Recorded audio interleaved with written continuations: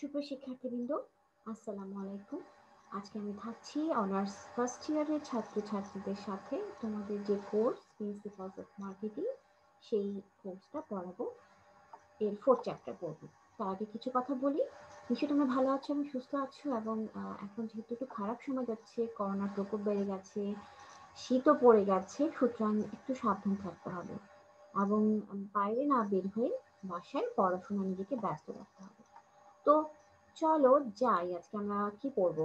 আজকে আমরা পড়বো অনার্স ফার্স্ট ইয়ারে যে তোমাদের যে প্রিন্সিপালস অফ মার্কেটিং বইয়ের 4th চ্যাপ্টার, নাম হচ্ছে পণ্য পরিকল্পনার উপাদান সমূহ। এটা আমি এর আগে ক্লাসে নিয়েছিলাম এই চ্যাপ্টারটা, কিন্তু যেহেতু বড় চ্যাপ্টার, সুতরাং আরো কয়েকটা ক্লাস নিতে হবে এই চ্যাপ্টারটার জন্য। তো আজকে তার শুরু করার আগে দেখি আমরা গত ক্লাসে কি কি পড়েছিলাম পণ্য কি, পণ্য নিয়ে একটু আলোচনা করেছিলাম। ফিলিপ কটন এবং গ্যারি আর্মস্ট্রং এর মধ্যে কি পণ্য বলতে কি বোঝায় সেটা আমরা একটু ধারণা নিয়েছিলাম। ডাব্লিউ জে স্ট্যান্টনের মতে পণ্য নিয়ে একটা আইডিয়া নিয়েছিলাম আমরা। স্কিনারের মতে, তারপর সংজ্ঞা থেকে জিস্ট কি পেয়েছিলাম সেটা নিয়ে একটা স্লাইড তৈরি করেছিলাম। তারপর হচ্ছে একটা চার্ট, দেখো এখানে একটা কি বলে, একটা সার্কেলের একটা স্তর আকারে সার্কেল করা হয়েছে। এটা আমরা পড়েছিলাম। এটা পড়ে তোমরা পাবা। পণ্য বা সেবার স্তর বা পর্যায়সমূহ নিয়ে আলোচনা করেছিলাম, খুব ইম্পর্টেন্ট এটা। তারপরে আমরা যে বইয়ে তোমাদের যে পণ্য শ্রেণী বিভাগ রয়েছে, যে ছবিটা রয়েছে, সেটা আমরা পড়েছিলাম। এবং সবচেয়ে ইম্পর্টেন্ট ব্যাপার হচ্ছে এই বইয়ের এই চ্যাপ্টারের সবচেয়ে মানে জাস্ট এই চার্টের মধ্যেই করা আছে। যদি তোমরা মাথার মধ্যে এই চার্টটা ধরে রাখতে পারো, এই ডায়াগ্রামটা ধরে রাখতে পারো, তাহলে দেখবা যে তোমাদের চ্যাপ্টার নিয়ে চ্যাপ্টার সামনে একটা ভালো ধারণা তোমাদের হয়ে গেছে। ভোগ্য পণ্য বলতে কি বোঝায় পড়েছিলাম। ভোগ্য পণ্যের সংজ্ঞা পড়েছিলাম। তারপরে হচ্ছে সংজ্ঞা থেকে যেসব বৈশিষ্ট্য পাওয়া যায় সেটা পড়েছিলাম। ভোগ্য পণ্যের শ্রেণীবিভাগ পড়েছিলাম। এগুলো কিন্তু পণ্যের শ্রেণীবিভাগের মধ্যে কিন্তু পড়ছে। ভোগ্য পণ্যের বৈশিষ্ট্য পড়েছিলাম। তারপর হচ্ছে ভোগ্য পণ্য বাজারজাতকরণের বিবেচ্য বিষয় পড়েছিলাম। তারপরে হচ্ছে সুবিধা পণ্যের সংজ্ঞা পড়েছিলাম, এবং হচ্ছে সুবিধা পণ্যের বৈশিষ্ট্য পড়েছিলাম। তাছাড়া পড়েছিলাম সুবিধা পণ্যের শ্রেণীবিভাগ বা প্রকারভেদ। আজকে ক্লাসে আমরা এই যে প্রকারভেদ রয়েছে এখানে আলোচনা করব। সুবিধা পণ্যের বাজারজাতকরণের বিবেচ্য বিষয় নিয়ে আমরা আলোচনা করেছিলাম গত ক্লাসে। এই হলো গত ক্লাসের একটা ছোট সামারাইজেশন। আজকের ক্লাসটা হচ্ছে এর দ্বিতীয় লেকচার, এই চ্যাপ্টারের দ্বিতীয় লেকচার। তো শুরু করা যাক। সুবিধা পণ্যের যে হচ্ছে শ্রেণীবিভাগ নিয়ে আলোচনা করবো বলেছিলাম না, তো সেটাকে আমরা ভাগ করেছিলাম 3 ভাগে। প্রথমটা হচ্ছে অত্যাবশ্যকীয় বা প্রধান পণ্যের সংজ্ঞা। দেখো, যেসব সুবিধা পণ্য মানুষের মৌলিক চাহিদা পূরণ করে এবং প্রতিদিনের জীবনযাত্রার জন্য প্রয়োজন অনুসারে আনুষঙ্গিক বিষয়াদি বিবেচনা করে নিকটস্থ স্থান থেকে ক্রয় করে সেগুলোকে প্রধান পণ্য বা অত্যাবশ্যকীয় পণ্য বলে। যেমন সাবান, টুথপেস্ট, চাল, ডাল, তেল, লবণ ইত্যাদি। দেখো, খুব সহজ একটা বিষয়। আমরা এই জিনিসগুলো সবসময় ইউজ করছি, কিন্তু এভাবে সংজ্ঞায়িত করা হয়নি যেটা অত্যাবশ্যকীয় পণ্য। দেখো, যে জিনিসগুলো আমাদের প্রতিদিন দরকার এবং আমাদের মৌলিক চাহিদা পূরণের জন্য দরকার, এবং যেগুলো আমরা পাশ থেকে মানে বাড়ির পাশেই দোকান থেকে কিনে ফেলতে পারি, তাকে নিকটস্থ স্থান থেকে ক্রয় করা, ব্যাপারটা এখন লেখা আছে। তাকে বলা হচ্ছে অত্যাবশ্যকীয় পণ্য। যেমন ধরো সাবান। সাবান আমরা ইউজ করছি, এটা আমাদের ডেইলি নিডস এর মধ্যে পড়ছে। আমাদের পরিষ্কার পরিচ্ছন্ন হওয়ার জন্য আমরা সাবান ইউজ করছি। এখন দেখো, আরো বেশি অত্যাবশ্যকীয় হয়ে উঠছে সাবান। এই যে করোনার জন্য আমরা সবসময় এখন সাবান দিয়ে হাত ধুচ্ছি, সবকিছু ডিসইনফেক্ট করছি, বাইরে থেকে সামনে কাপড়টা ধুয়ে ফেলছি, ডিটারজেন্ট ইউজ করছি। আগে যতটা না বেশি অত্যাবশ্যক ছিল, না আরো বেশি অত্যাবশ্যকীয় পণ্যের মধ্যে পড়ে গেছে। তারপর যেমন যেমন ধরো হ্যান্ড স্যানিটাইজার ইউজ করছি আমরা, হেক্সাসোল ইউজ করছি। এই জিনিসগুলো আগে কম ইউজ করা হতো, কিন্তু এখন সিচুয়েশনের কারণে আমাদের বেশি ইউজ করতে হচ্ছে। এমসি কার্থি অ্যান্ড প্রিরিয়লসের মতে প্রধান পণ্য হচ্ছে সেসব পণ্য যেগুলো চিন্তা ছাড়া নিয়মিত এবং প্রায় কেনা হয়। আসলে এই ব্যাপারগুলো হচ্ছে, এই পণ্যগুলো হচ্ছে আমাদের চিন্তা ছাড়াই আমরা কিনে ফেলি। এবং কেন কিনি? কারণ এগুলো আমাদের রেগুলার দরকার, আমাদের নিয়মিতই কিনতে হচ্ছে, এবং ঘন ঘন ফ্রিকোয়েন্টলি আমরা এই পণ্যগুলো কিনছি। এগুলো ছাড়া আমাদের আমাদের মৌলিক চাহিদা মিটবে না, আমাদের জীবনযাত্রা নর্মাল জীবনযাপনের জন্য আমাদের এই পণ্যগুলো অত্যাবশ্যকীয় হিসাবে দেখা দিচ্ছে। তো এটাই হলো অত্যাবশ্যকীয় পণ্য। তোমাদের বইয়ে বুশ অ্যান্ড হলস্টনের মতে একটা সংজ্ঞা আছে। উনি বলেছেন যে প্রধান পণ্য নিয়মিতভাবে কেনা হয়, ক্রয়ের উদ্দেশ্যে, সময় এবং প্রতিষ্ঠার জন্য সামান্য পূর্ব পরিকল্পনা করা হয়। উনি আবার এখানে পূর্ব পরিকল্পনার কথা বলেছেন। বলেছেন যে নিয়মিত পণ্যগুলো কেনা হয়, কিন্তু অনেক সময় আহ সময় এবং প্রতিষ্ঠার জন্য সামান্য পূর্ব পরিকল্পনার প্রয়োজন হতে পারে। তোমাদের কাছে যেটা সহজ মনে হবে তোমরা সেই সংজ্ঞাটা টিক করবে। এখন সংজ্ঞা থেকে আমরা প্রধান পণ্যের যে বৈশিষ্ট্যগুলো পেলাম সেটা দেখো। প্রধান পণ্যের একক মূল্য সাধারণত কম থাকে। সাধারণত এই পণ্যগুলোর মূল্য কম থাকে। এই পণ্য নিয়মিত ক্রয় করা হয়। এ পণ্য বারবার অল্প পরিমাণে ক্রয় করা হয়। এ পণ্য ক্রয়ের জন্য পূর্ব পরিকল্পনা থাকে না। এ পণ্য ক্রয়ের জন্য খুব বেশি সময় এবং প্রচেষ্টা ব্যয় করা হয় না। দেখো আমরা কিন্তু একটা বেসিক একটা কনসেপ্ট আমরা পেয়ে গেলাম এই প্রধান পণ্য বা অত্যাবশ্যকীয় পণ্য সম্বন্ধে। এগুলো কিন্তু সবই সুবিধা পণ্যের অন্তর্ভুক্ত। এখানে দেখো প্রধান পণ্যের যে আমরা যে প্রধান পণ্যগুলো ইউজ করছি সেটার মূল্য কম থাকছে, আমরা বারবার ক্রয় করছি, অল্প পরিমাণে ক্রয় করছি এবং বেশিরভাগ ক্ষেত্রে পূর্ব পরিকল্পনা দরকার হয় না, এবং এই পণ্য ক্রয়ের জন্য খুব বেশি সময় এবং প্রচেষ্টা ব্যয় করতে হয় না। তো এইগুলো হলো প্রধান পণ্যের মেইন বৈশিষ্ট্য। আচ্ছা, এখন আমরা প্রধান পণ্যের আরো কিছু বড় বড় বৈশিষ্ট্য রয়েছে যেগুলো আমরা একটু পয়েন্ট আউট করি, একটু পয়েন্টের মাধ্যমে একটু আলোচনা করি। যেহেতু আমাদের পরীক্ষায় এই কোয়েশ্চেন গুলো আসে, সুতরাং আর একটু সুন্দরভাবে আর একটু গুছিয়ে লেখা আমাদের দরকার, তাই না? আমরা একটু গুছিয়ে বলবো এই জন্য। দেখো, অত্যাবশ্যকীয় পণ্য বা প্রধান পণ্যের ভোক্তারা দৈনন্দিন প্রয়োজনে স্বল্প সময় এবং প্রচেষ্টায় নিকটস্থ স্থান থেকে পণ্য ক্রয় করে। এবং এর যে বৈশিষ্ট্যগুলো রয়েছে সেটা দেখো। প্রথম হচ্ছে সময় এবং প্রচেষ্টা। অত্যাবশ্যকীয় বা প্রধান পণ্য ক্রয় ক্রেতারা তেমন সময় এবং প্রচেষ্টা ব্যয় করে না।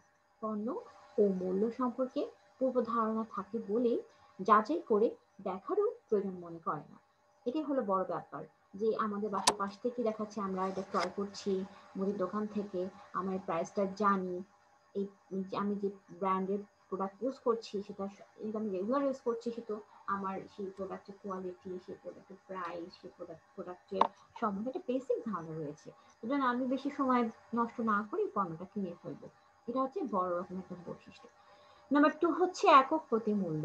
প্রধান পণ্যের একক প্রতি মূল্য সাধারণত কম হয়ে থাকে। নাম্বার 3 হচ্ছে নিয়মিত ক্রয়। অত্যাবশ্যকীয় পণ্য দৈনন্দিন জীবনে অপরিহার্য বলে আমরা এটা নিয়মিত ক্রয় করে থাকি। নাম্বার 4 হচ্ছে ক্রয়ের ঘনত্ব। এই পণ্যের ক্রয়ের ঘনত্ব বেশি, অর্থাৎ স্বল্প পরিমাণে আমরা বারবার করে ক্রয় করছি। নাম্বার 5 হচ্ছে পূর্ব ধারণা। প্রধান পণ্য ক্রেতারা নিয়মিত ক্রয় করে বলে পণ্য মূল্য ও ব্র্যান্ড সম্পর্কে তাদের পূর্ব ধারণা থাকে।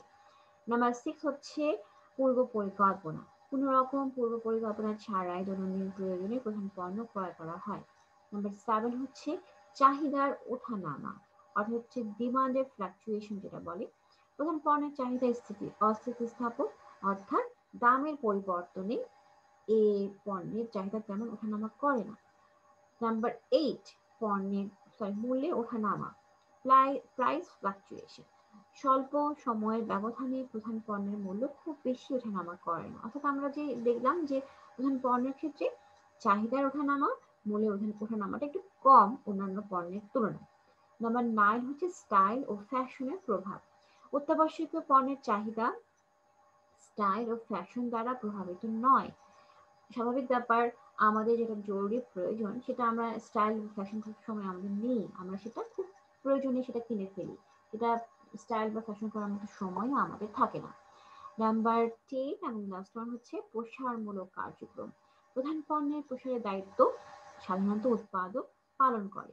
এই পণ্যের জন্য প্রসারমূলক কার্যক্রমের মধ্যে বিজ্ঞাপন এবং বিক্রয় প্রসারকে অধিক গুরুত্ব দেওয়া হয়।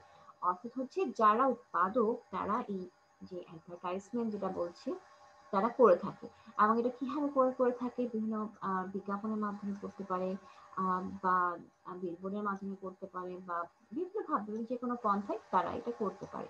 এবং এটা খুবই গুরুত্বপূর্ণ মার্কেটিং এর জন্য, তোমরা সেটা জানো। তাই না? তো এই হলো অত্যাবশ্যকীয় পণ্য বা বাজারজাতকরণের বৈশিষ্ট্য। আই হোপ তোমাদের একটু হলো ক্লিয়ার একটা কনসেপ্ট ক্রিয়েট হয়ে গেছে এই প্রধান পণ্য নিয়ে। প্রথমে আমরা কি জানলাম? প্রধান পণ্যের সংজ্ঞা জানলাম। সংজ্ঞা থেকে কিছু বৈশিষ্ট্য পেয়েছিলাম। সেই বৈশিষ্ট্যগুলো আমরা আরেকটু গুছিয়ে আরেকটু সুন্দর করে স্লাইড তৈরি করে ফেললাম। তাই না? এই যে 10টা পয়েন্ট, এই খুবই গুরুত্বপূর্ণ এই অত্যাবশ্যকীয় বা প্রধান পণ্যের বাজারজাতকরণের বৈশিষ্ট্যের ক্ষেত্রে। আচ্ছা, এরপরে কোশ্চেন আমরা যাই। অত্যাবশ্যকীয় বা প্রধান পণ্যের বাজারজাতকরণের বিবেচ্য বিষয়। এখন আমরা যে নেসেসারি যে হচ্ছে যে considerable factors are marketing procedures of staple products.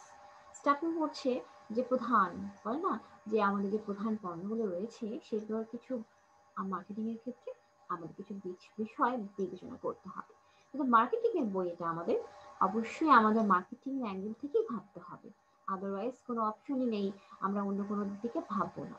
আমরা প্রথমেই ফোকাস করবো মার্কেটিং এর সেক্টরে আমরা কিভাবে ভাবতে পারি এই পণ্যগুলোকে মার্কেটিং মার্কেটিং করার জন্য। দেখো প্রথমে আসছে দোকানের অবস্থান।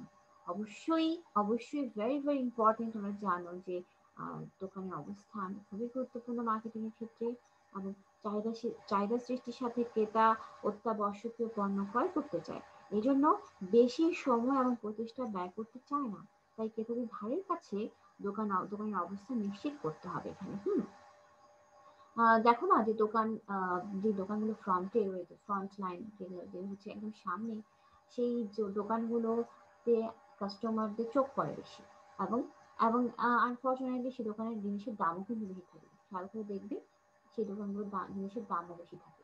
আচ্ছা, সেখানে অন্য অন্য অ্যাঙ্গেলে ভাবলাম আমরা, যে মেইন ব্যাপারটা হচ্ছে দোকানের অবস্থান, এবং এই দোকানের অবস্থানের জন্য ভালো জায়গায় সামনের জায়গায় দোকানগুলোর ভাড়া অনেক বেশি, জমির দামও বেশি। তো সবকিছুই এখানে অনেক কস্টলি। সুতরাং আমরা এত খরচ করেও একটা দোকানটাকে সামনে রাখার চেষ্টা করি কেন? এই কারণে রাখার চেষ্টা করি যেন সেটা চোখের সামনে পড়ে কাস্টমারদের। কাস্টমার যেন কোনো মতেই সেটাকে অ্যাভয়েড করতে না পারে দোকানটাকে।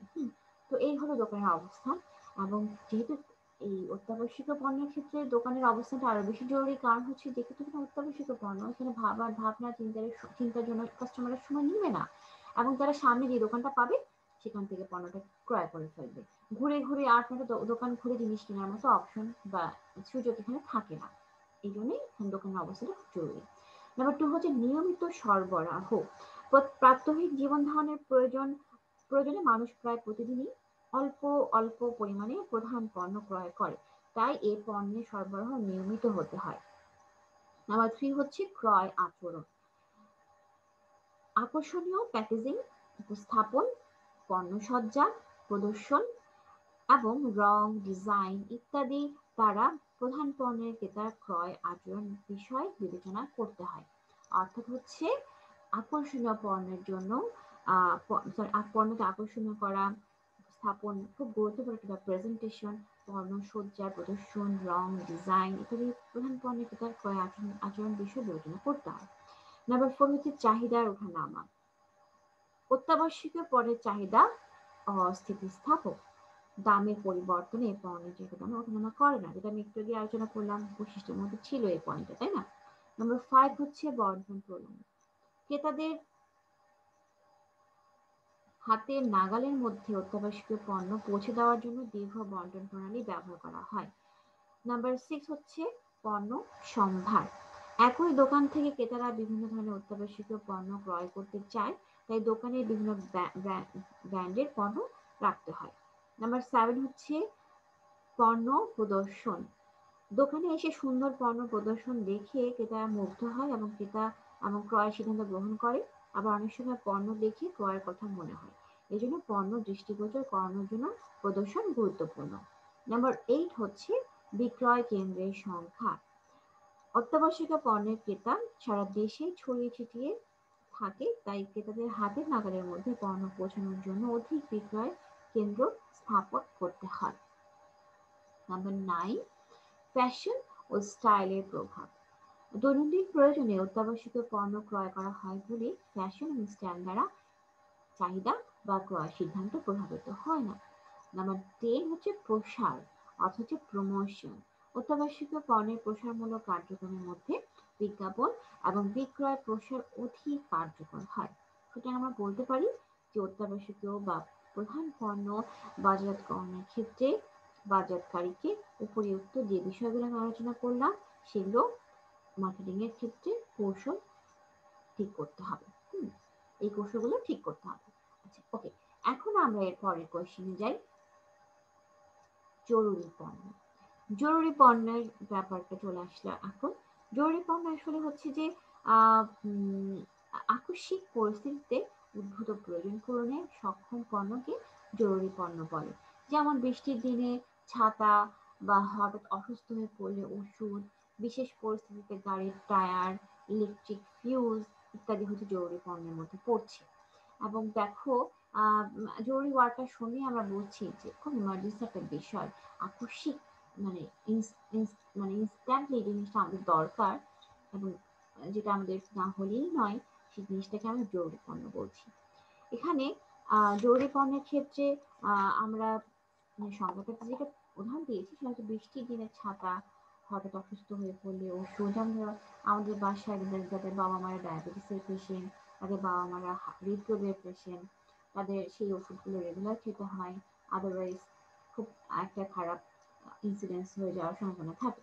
সুতরাং হচ্ছে এইগুলোকে আমরা জরুরি পণ্যের মধ্যে ফেলবো। তারপর ধরো ইলেকট্রিসিটি, কারেন্ট চলে গেল, ফিউজ নষ্ট হয়ে গেল, হ্যাঁ, এই জিনিসগুলো। বিশেষ পরিস্থিতিতে গাড়ির টায়ার, মাঝ রাস্তায় গাড়ির টায়ার নষ্ট হয়ে গেল, তুমি যদি এক্সট্রা কোনো টায়ার না রাখো সেক্ষেত্রে তুমি বিপদে পড়বে।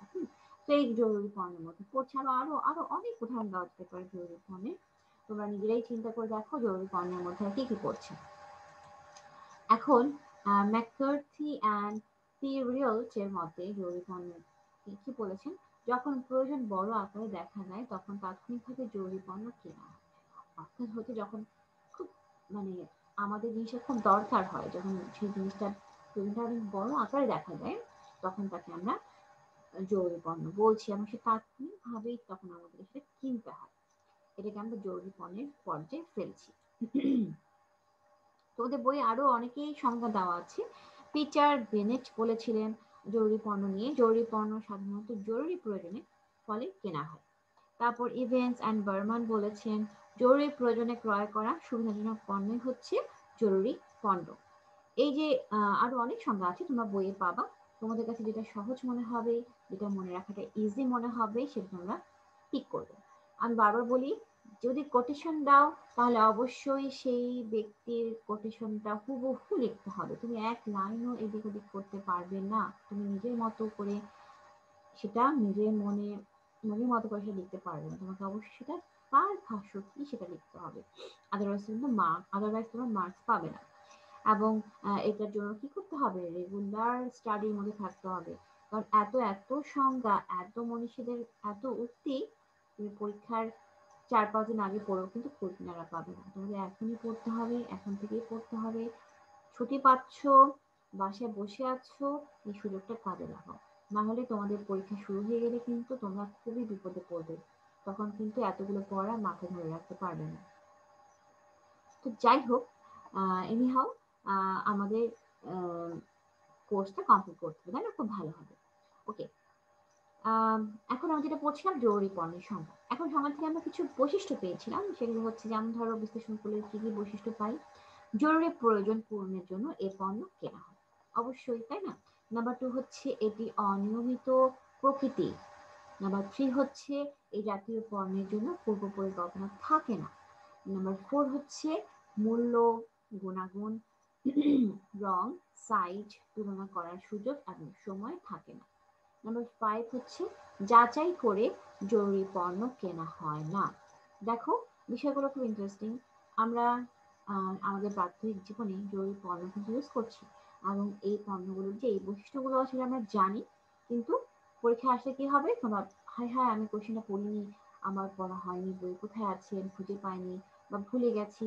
এই যে তুমি নার্ভাস হয়ে যাওয়া বলে এই কোশ্চেনের আনসারগুলো খুব সুন্দরভাবে দিতে পারো না।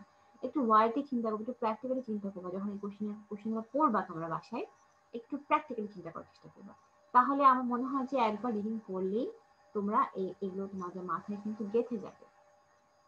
ইজিলি এই যে আমাদের যে ওষুধ দরকার, আমাদের যে ছাতা দরকার, বিপদের সময় আমি কি যখন ধরো তুমুল বৃষ্টি হচ্ছে, আমাকে এক জায়গায় যাওয়া খুব জরুরি, আমার একটা ছাতা দরকার, আমাকে কেউ একজন ছাতা ধার দিল, সেই ছাতাটা ধরো যে সুন্দর না খুব একটা, বাট ছাতাটা তোমাকে বৃষ্টি থেকে প্রোটেক্ট করবে, তুমি কি তখন সেই ছাতা নিবা না?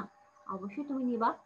তখন তোমাকে সেই ছাতার রূপ গুণ, রূপ সৌন্দর্য তোমার মাথায় আসবে না, তুমি সেই ছাতার, সেই কুৎসিত ছাতা পেয়েও তুমি কিন্তু খুশি থাকবে, কারণ তোমার যে ক্রাইটেরিয়া, তোমার যেটা দরকার সেটা সেই ছাতা ফুলফিল করতে পারছে, অর্থাৎ সেই ছাতাটার কি আছে, উপযোগিতা রয়েছে। উপযোগিতা মানে কি, পড়েছো না তোমরা ইকোনমিক্সে? হ্যাঁ, সেই ছাতার উপযোগিতা সঠিক ছিল, এই জন্য তুমি সেই খারাপ দেখতে ছাতাটা তুমি ইউজ করে খুশি থাকছো। এই হলো যে আমাদের এই জরুরি জিনিসগুলোর জন্য আমাদের এই রূপ, মূল্য, গুণ, সাইজ এগুলোর সাথে তুলনা করার সুযোগ আর সময় কিছুই থাকে না। এবং আমরা সাধারণত এই পণ্যগুলো যাতে করে সাধারণত কেনা হয় না, আমরা খুব দ্রুত কিনে ফেলি, ডিসিশন খুব তাড়াতাড়ি নিয়ে ফেলি। হুম তো এই হলো জরুরি প্রয়োজনের সংজ্ঞা বিশ্লেষণ। আচ্ছা, আমরা এখন আরেকটু গুছিয়ে বৈশিষ্ট্যগুলো পড়ি। হুম কি কি বৈশিষ্ট্য পাচ্ছি আমরা, যদি পরীক্ষায় আসি আমাদের আরেকটু গুছিয়ে লিখতে হবে পয়েন্ট আকারে। পয়েন্ট যদি আমরা করি তাহলে আম, আম, বলতে পারি যে কোনো রকম পূর্ব পরিকল্পনা ছাড়া জরুরি প্রয়োজন মেটানোর জন্য এবং প্রয়োজনের তীব্রতার কারণে তাৎক্ষণিকভাবে জরুরি পণ্য ক্রয় করা হয়। এবং যে বৈশিষ্ট্যগুলো রয়েছে সেটা হচ্ছে 1 নম্বরে পূর্ব পরিকল্পনা। জরুরি পণ্য জরুরি প্রয়োজনে তাৎক্ষণিকভাবে ক্রয়ের সিদ্ধান্ত নেওয়া হয়, এক্ষেত্রে কোনো পূর্ব পরিকল্পনা থাকে না, তাই না? নাম্বার 2 হচ্ছে তুলনা। জরুরি পণ্য প্রয়োজনের তীব্রতার কারণে ক্রয় করা হয়, অন্য পণ্যের সাথে তুলনা কিংবা মূল্য, গুণাগুণ, রং, সাইজ, ব্র্যান্ড ইত্যাদি তুলনা করার সময় এবং সুযোগ থাকে না। নাম্বার 3 হচ্ছে সময় এবং প্রচেষ্টা। জরুরি পণ্য প্রয়োজনের সময় ক্রেতা খুব নিকটবর্তী স্থান থেকে ক্রয় করতে চায়, অধিক সময় এবং প্রচেষ্টা ব্যয় করার মতো সময় ক্রেতা পায় না। নাম্বার 4 হচ্ছে চাহিদার প্রকৃতি। জরুরি পণ্যের চাহিদার অস্থিতিস্থাপক এবং অনিয়মিত প্রকৃতি। মূল্য হ্রাস বৃদ্ধির সাথে কোনো ক্রয়ের সম্পর্ক নেই। অর্থ হচ্ছে জরুরি পণ্য চাহিদা কিন্তু অস্থিতিস্থাপক এবং অনিয়মিত প্রকৃতি। তোমার যখন অসুস্থ তুমি থাকবা তখন তোমার ওষুধ দরকার হবে, তুমি সুস্থ হয়ে গেলে তখন তোমার দরকার হবে না। সাপোজ তোমার জ্বর এসেছে, তোমার রাতের বেলা প্রচন্ড জ্বর, তোমার কি দরকার, নাপা দরকার বা প্যারাসিটামল দরকার। কিন্তু তোমার যখন জ্বর থেকে তুমি সেরে উঠবা তখন কি হবে, তোমার নাপা তুমি কিনতে যাবে না, তাই না? তখন তুমি নাপা খাবা না। এবং তুমি যদি অ্যান্টিবায়োটিক শুরু করো, তোমাকে যে 5 দিনের বা 7 দিনের যে যে ডোজ থাকে সেটা করতেই হবে। হ্যাঁ, তুমি সাপোজ তুমি জি ম্যাক্স শুরু করেছো, জি ম্যাক্স তোমাকে 7 দিন বা 5 দিন তোমাকে নিতেই হবে, আদারওয়াইজ তুমি সেই ওষুধটা তোমার পরে তোমার শরীরে সেই ওষুধটা কাজে দিবে না। পরে যখন তুমি খেতে চাও তোমাকে সেই ওষুধটা তোমার তখন কি হবে, তোমার ওষুধ তোমার শরীরে আর কাজ করবে না। আমার প্রায় এই জিনিসগুলো ভুল করে থাকি, তাই না? এটা করা যাবে না।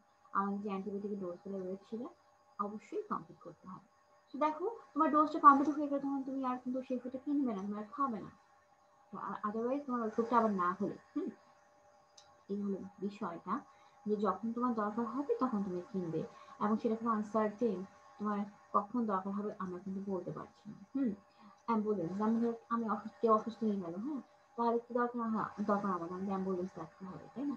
তো অ্যাম্বুলেন্সে করে তো আমি ঘুরতে যাই না, কখন আমাদের কখন দরকার হয়, আমরা যখন অসুস্থ কেউ হয়ে যায়, কারো খুব ইমার্জেন্সি সিচুয়েশন ক্রিয়েট হয়, তখন আমরা কি করি, অ্যাম্বুলেন্স ডাকি।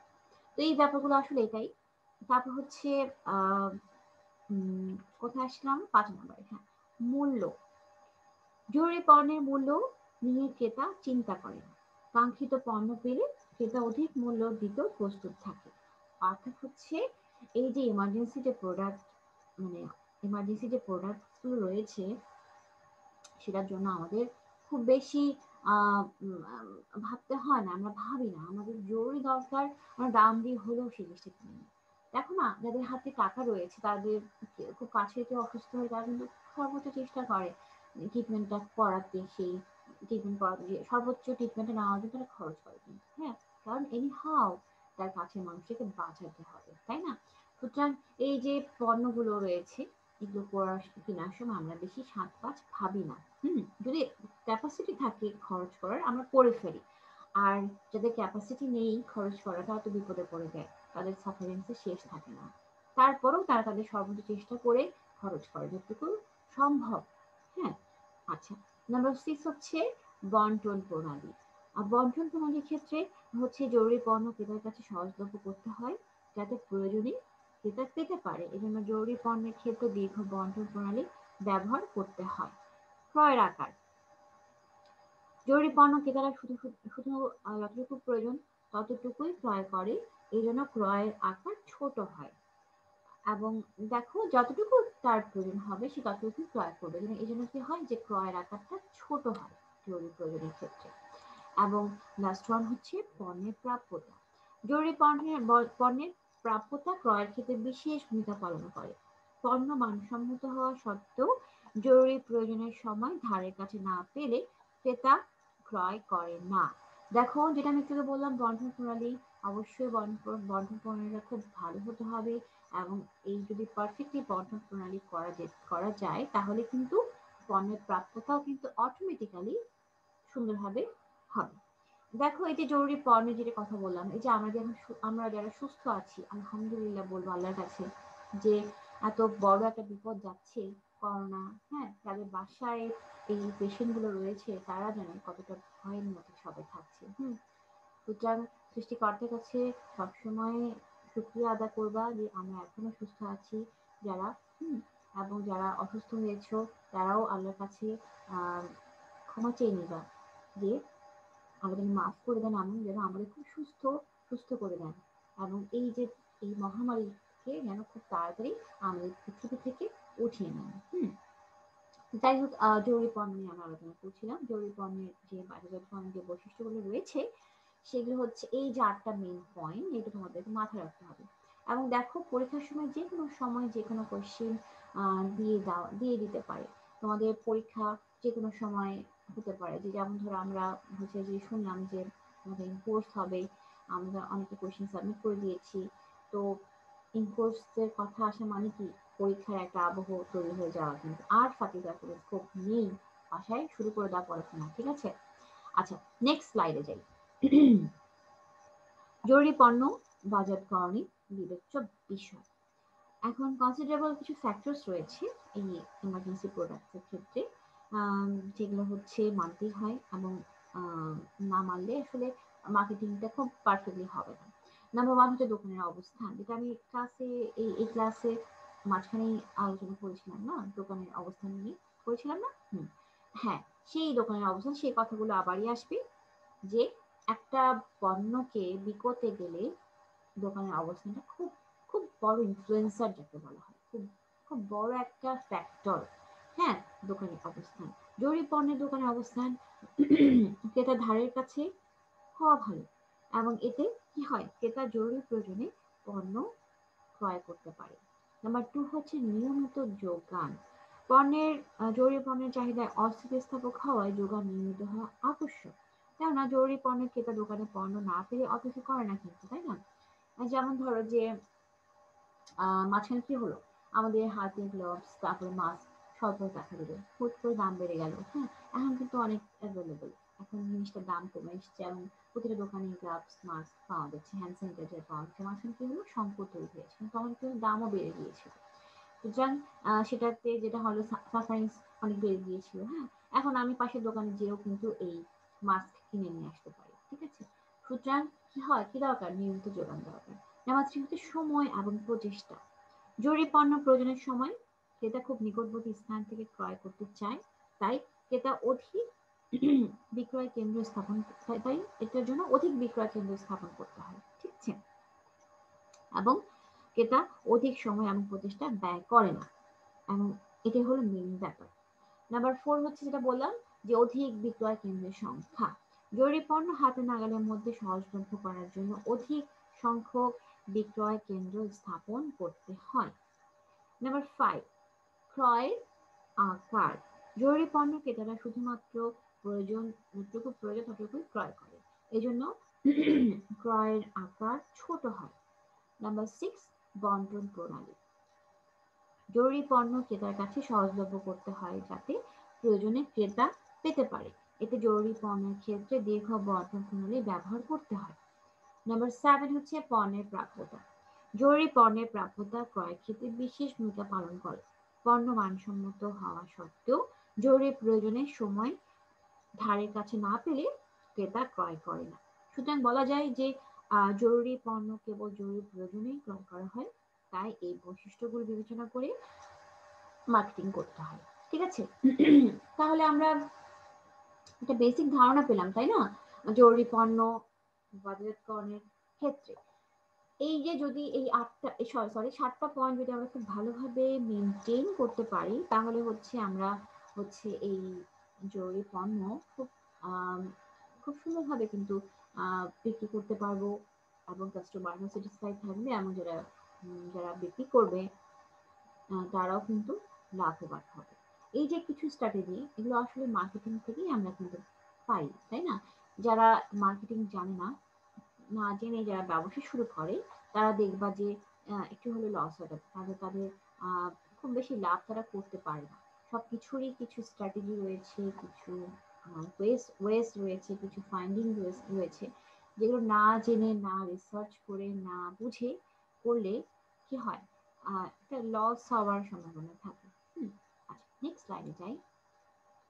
আমরা যে সুবিধা পণ্য বলেছিলাম না যে শ্রেণী বিভাগ নিয়ে আজকে আলোচনা করব, সেটা আমাদের দুটা কিন্তু আমরা আলোচনা করলাম, জরুরি পণ্য এবং অত্যাবশ্যকীয় পণ্য। এবং লাস্ট টাইম হচ্ছে লোভনীয় বা তাৎক্ষণিক পছন্দ পণ্যের সংজ্ঞা। এটা পড়িয়ে আমরা আজকে শেষ করবো। হ্যাঁ, তো লোভনীয় পণ্য আসলে শুনলেই বুঝতে পারছো লোভনীয় বিষয়, তাই না? লোভনীয় জিনিসগুলোর কথাই চোখের সামনে ভাসছে। কি কেউ কেউ ভাবছে মা আইসক্রিম, আইসক্রিম চকলেট, তাই না? এগুলোর কথা ভাবছো। হ্যাঁ, আসলে সেগুলো লোভনীয় পণ্যের মধ্যেই পড়ছে। আহ যেসব সুবিধা পণ্য ক্রয়ের জন্য ভোক্তারা বিশেষ কোনো পরিকল্পনা বা খোঁজ করে না, দেখা মাত্র তাৎক্ষণিকভাবে ক্রয়ের সিদ্ধান্ত গ্রহণ করে, সেসব পণ্যকে লোভনীয় পণ্য বলে। যেমন বাদাম, চানাচুর, আইসক্রিম, চটপটি, বেলুন ইত্যাদি। আমি আমার ছোটবেলায় একটা জিনিস মনে মনে পড়ে গেল, শেয়ার করি তোমাদের সাথে। যখন ছোট ছিলাম, ধরো যে আইসক্রিম, চকলেট, চানাচুর, স্বাভাবিক এই জিনিসগুলো খেতে ইচ্ছা করতে সব সময়, একটু বেশি ইচ্ছা করি। যদি ছোট ছিলাম, সেখানে তখন তো হেলথ ইস্যু ছিল না। বাবা আমারও রেস্ট্রিক্টেড ছিল, এই জিনিসগুলো বেশি খেতে দিত না। খেতে দিত, বাট সেখানে রেস্ট্রিকশন ছিল। তো তখন কি মনে হতো জানো? মনে হতো যে খালি বড় হই সবার মতো, তোমাদের মতো বড় হই, চাকরি করবো, চাকরিরত ইনকাম করবো, সব টাকা দিয়ে আমি শুধু আইসক্রিমই খাবো, চানাচুর খাবো, চকলেট খাবো, আর কিচ্ছু কিনবো না, আর কিচ্ছু খাবো না। তার মানে ভাবো সেই সময় সেই এজে এই লোভনীয় ইন্টেন্সিটি কতটা ছিল, কতটা প্রকট ছিল। হ্যাঁ, এগুলোই অ্যাকচুয়ালি লোভনীয় বিষয়, লোভনীয় পর্ব। এখন কি হয় জানো? এখন চাকরি করছি, ইনকাম করছি, নিজে নিজের হাতে টাকা থাকছে, তারপর না হবে আগের মতো সেই প্রকট যে ইচ্ছাটা, সেটা কিন্তু নেই। এখন আসলে এটা হলো বয়সের সাথে সাথে চেঞ্জ হয়। তখনকার লোভনীয় পণ্যের মধ্যে তখন আমার এই এই জিনিসগুলো ছিল। এখন এখন সেটা চেঞ্জ হয়ে গেছে। এখন কি হয়েছে, এখন আমি খুব ভালো বই দেখলে আমার চোখ চকচক করে ওঠে। খুব ভালো রাইটারের বই দেখলে তখন মনে হয় যে টাকা টাকা দিয়ে বইটা কিনে ফেলি। কিনতে পারি, আলহামদুলিল্লাহ, সেই সুযোগ আল্লাহ তাআলা দিয়েছে। দেখো, বয়সের সাথে সাথে লোভনীয় পণ্যেরও কিন্তু লিস্ট পাল্টে যায় এবং এক একজনের প্রায়োরিটি চেঞ্জ হয়, তাই না? এটাই হলো বাস্তবতা। তো যাই হোক, আমরা আমাদের পণ্যে ফিরে যাই। লোভনীয় বা তাৎক্ষণিক পছন্দের ক্ষেত্রে এই যে এই পণ্যগুলো যেটা বললাম, বাদাম, চানাচুর, আইসক্রিম, চটপটি, বেলুন ইত্যাদি আরো অনেক পণ্য রয়েছে, এক একজনের কাছে এক এক রকম, তাই না? তো এক্ষেত্রে কি হয় যে পণ্যরা বিশেষ কোনো পরিকল্পনা কিন্তু করে না, খোঁজও করে না, দেখা মাত্রই কিন্তু কিনে ফেলে। কিনে লেগেছে, ওমা পছন্দের খাবার পেয়েছে সামনে দোকানে, কিনে ফেললাম, এই ব্যাপারটা আর কি। হ্যাঁ, সংজ্ঞা বিশ্লেষণ করলে আমরা যেটা পাই, লোভনীয় পণ্যের সংজ্ঞার ক্ষেত্রে তোমাদের বইয়ে কয়েকজন মনীষীর স্টেটমেন্ট রয়েছে, সেটা আসলে দেওয়া হয়নি স্লাইডে, তোমরা শুনে নাও, বইয়ে পাবা। ম্যাকার্থি অ্যান্ড পিরুলস মতে উনি বলেছেন যে লোভনীয় পণ্য হচ্ছে সেসব পণ্য যা তীব্র প্রয়োজন অনুভূত হওয়ার কারণে পরিকল্পনা ছাড়া দ্রুত ক্রয় করা যায়। এবং ইভান্স অ্যান্ড বার্ম্যান বলেছেন লোভনীয় পণ্য হচ্ছে সুবিধা পণ্য যা ভোক্তারা দোকানে গিয়ে সুনির্দিষ্টভাবে ক্রয়ের পরিকল্পনা করে না, যেমন ক্যান্ডি, ম্যাগাজিন, লটারি টিকিট ইত্যাদি। হ্যাঁ, তো আমরা আরো কিছু হচ্ছে যে এক্সাম্পলস পেলাম, তাই না? তো এই হলো লোভনীয় পণ্য বেসিক সংজ্ঞা। এবং এই সংজ্ঞা বিশ্লেষণ করে আমরা যেটা পাচ্ছি সেটা হচ্ছে 1 নম্বরে পূর্ব পরিকল্পনা, বাজেট বা বাজেটবিহীনভাবে এই পণ্য কেনা হয়। নাম্বার 2 হচ্ছে দেখা মাত্র এই জাতীয় পণ্যের জন্য ইচ্ছার সৃষ্টি হয়। নাম্বার 3 হচ্ছে ক্রয়ের সময় মূল্য যাচাই করা হয় না। নাম্বার 4 হচ্ছে দৃষ্টিগোচর না হওয়া পর্যন্ত ক্রয়ের ইচ্ছা জাগে না। নাম্বার 5 হচ্ছে নির্দিষ্ট স্থান বা সময়ের সাথে বিক্রয় বৃদ্ধি পায়। এই 5টা মেইন বৈশিষ্ট্য আমরা এই লোভনীয় পণ্যের মধ্যে পাচ্ছি।